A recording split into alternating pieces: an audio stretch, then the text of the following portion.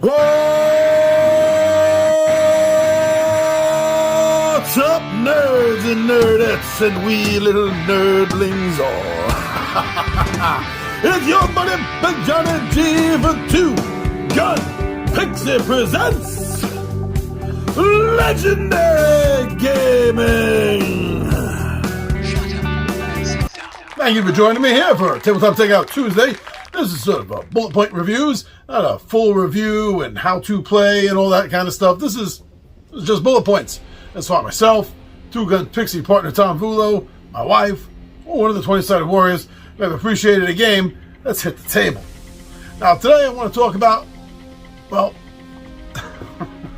as you saw from the thumbnail, I mean, it's not like it's a surprise or anything. What I want to talk about is Pocket Mars. Now, first of all, you just gotta love, the small, easy to carry, easy to travel, pick up and take with you kind of games, that advertise themselves to be tiny or pocket size in this case. So, right up front, come on, how is that not a bonus? It's not going to take up a big footprint. It's not going to be a ton of fiddly little components. And in many cases, it'll usually play fast enough. Now this is on the subject that's pretty popular right now. Space. I don't mean science fiction, regardless of what the shirt says, but science. Well, more or less anyway. Mars! Come on! Exploration! The study! The traveling to the red planet. Now, is it really red? NASA's been fooling us for years about that. But anyway, I don't do videos like that here on this channel. No, we're talking about colonizing Mars.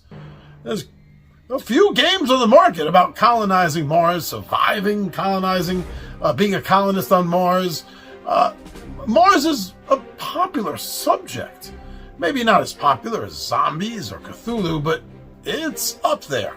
And I'm really glad to see that this game, captures that in such a tiny box.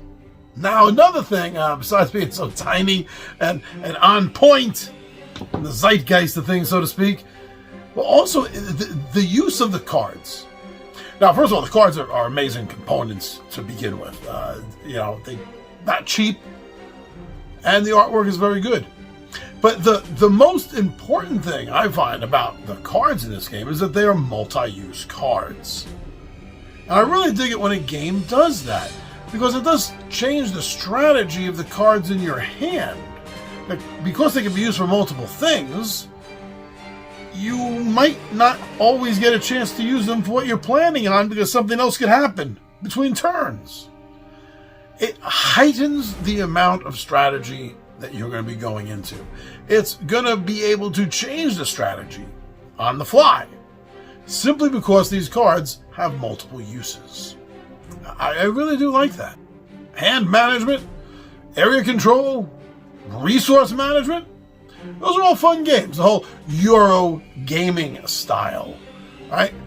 I enjoy it, and I think that it's put together in a very fun, logical, organic manner.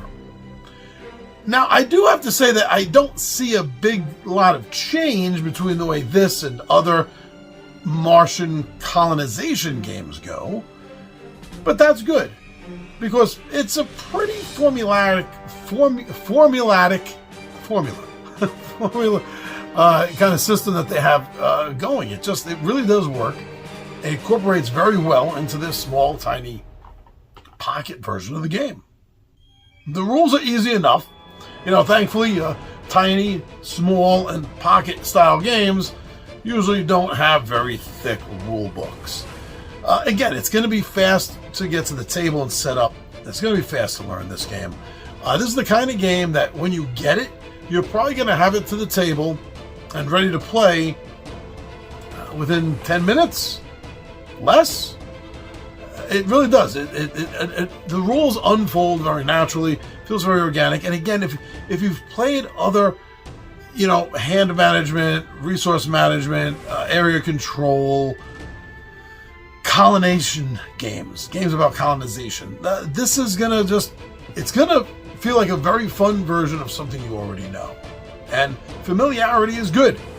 It makes you want things a little bit more sometimes. This game, I think this game does work well with the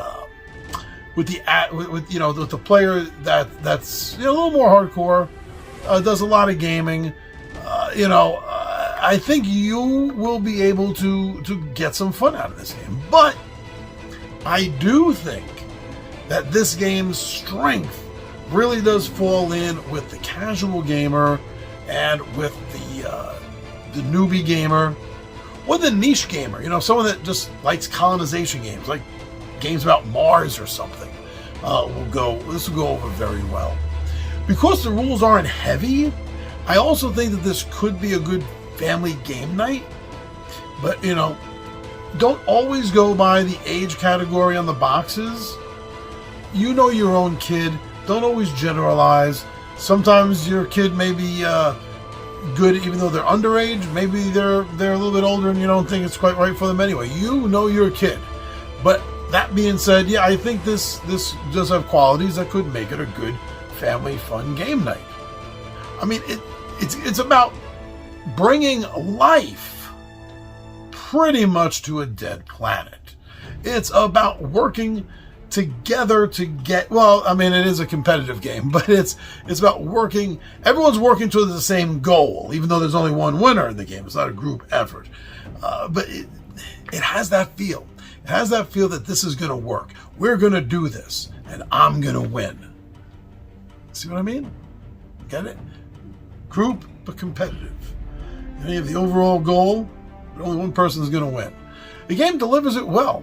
It has a good balance between some of the luck of the draw, as well as the strategy of how you play the game. Altogether, I think this game could be a win. But listen, don't go out there and listen to everything that a disembodied voice or a floating head here on YouTube may tell you about a game. Find some playthroughs. Watch playthroughs. They're always going to be the best way to determine if you're going to like a game or not. And when you do, find some playthroughs, maybe have some playthroughs yourself. Yeah. Why don't you come back here and let us know what you thought of Pocket Mars?